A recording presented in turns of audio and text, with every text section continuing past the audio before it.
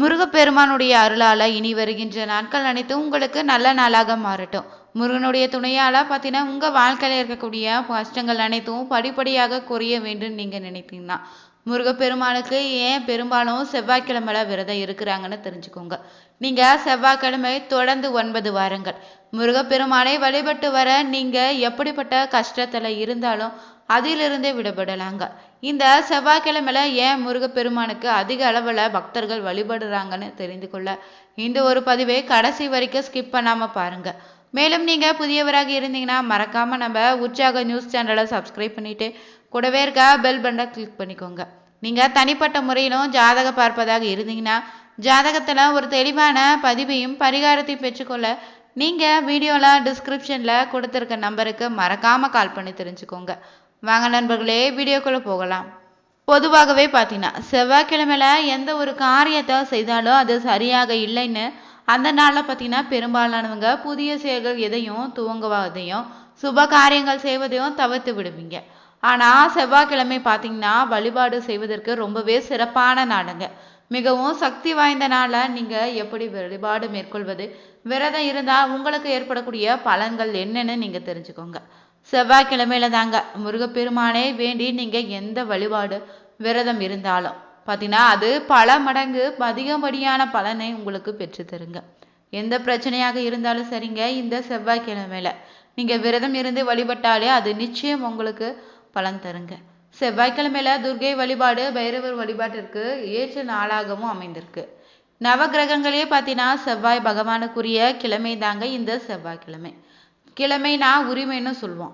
செவ்வாய் பகவானுக்குரிய நாள் தான் செவ்வாய்க்கிழமைங்க. இதனால முருகப்பெருமானுக்கு இந்த நாள்ல நீங்க திதி நட்சத்திரம் கிழமைன்னு 3 விதமான விரதங்களை கடைபிடித்தீங்கன்னா செவ்வாய் பகவானுக்குரிய அதிதேவதை தாங்க இந்த முருகப்பெருமான். எனவே இந்த செவ்வாய்க்கிழமையில முருகப்பெருமானை தொடர்ந்து வழிபட்டு வந்தீங்கன்னா உங்க வாழ்க்கை மிகவும் ஏற்றதாக மாறிடுங்க. திதி அடிப்படையில் விரதம் இருந்தீங்கன்னா பார்த்தீங்கன்னா 15 நாட்கள்னே, நட்சத்திர அடிப்படையில் பார்த்தீங்கன்னா விரதம் இருந்தீங்கன்னா அந்த நட்சத்திரம் வரக்கூடிய நாளில் நீங்கள் விரதம் இருக்கணும். அதாவது 1 மாதம் நீங்கள் காத்திருக்க வேண்டுங்க. ஆனால் கிழமை அடிப்படையில் விரதம் இருந்து பலனை பெற நினைத்தீங்கன்னா நீங்கள் குறுகிய கால விரதம் இருந்தாலே போதுங்க. மிக விரைவிலே பார்த்தீங்கன்னா அதற்கான பலன் உங்களுக்கு கிடைத்திடுங்க. பொதுவாகவே பார்த்தீங்கன்னா செவ்வாய் பகவான் தான் வீடு நிலம் சொத்துக்கு காரணமாக இருக்கக்கூடிய ஒரு கிரகங்க. இதனால செவ்வாய் பகவானை வழிபட தொடங்கினீங்கன்னா உங்களுக்கு வீடு வாகன யோகம் அமைந்திடுங்க.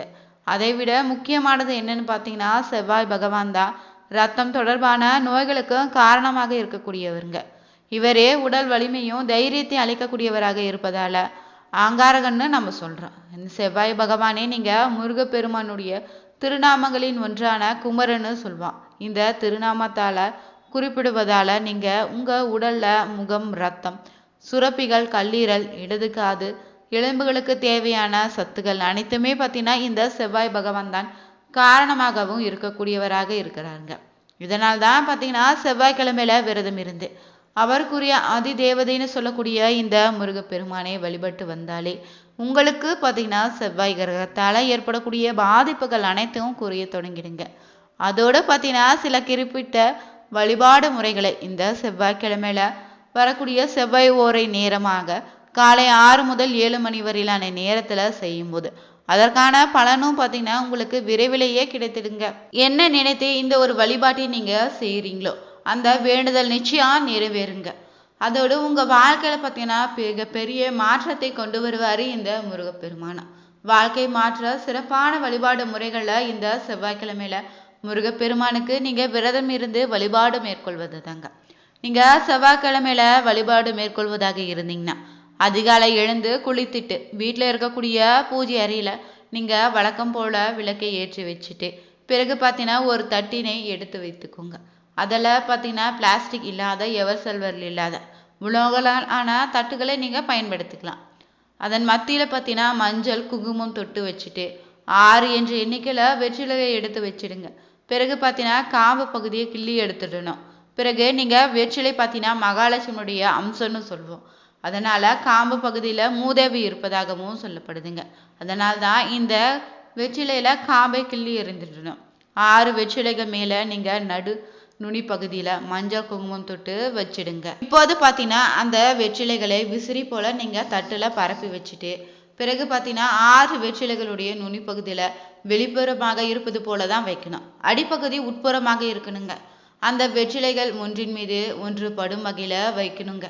பிறகு பார்த்தீங்கன்னா அந்த 6 வெற்றிலைகளையும் நீங்கள் பூ வச்சுட்டு மத்தியில் ஒரு அகல் விளக்கு இல்லைன்னா 6 விளக்கு கூட நீங்கள் வைத்து அதில் நெய் இல்லைன்னா நல்லெண்ணெய் ஊற்றி விளக்கேற்றி உங்கள் இந்த விளக்கில் பார்த்தீங்கன்னா கிள்ளி வைத்த வெற்றிலை காம்புகளை போட்டுடலாம்.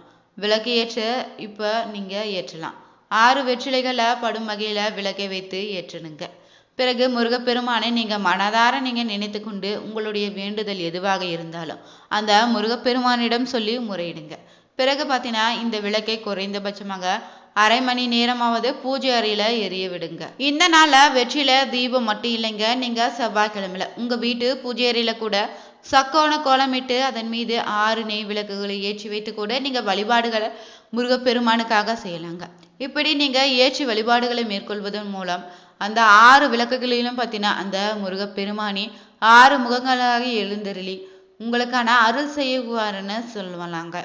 முருகனுக்கு இந்த நாளை நெய்வேத்தியமாக நீங்கள் 2 வாழைப்பழம் இல்லைன்னா சர்க்கரை கலந்த பால் வைத்து கூட நீங்கள் வழிபாடுகளை மேற்கொள்ளலாம்.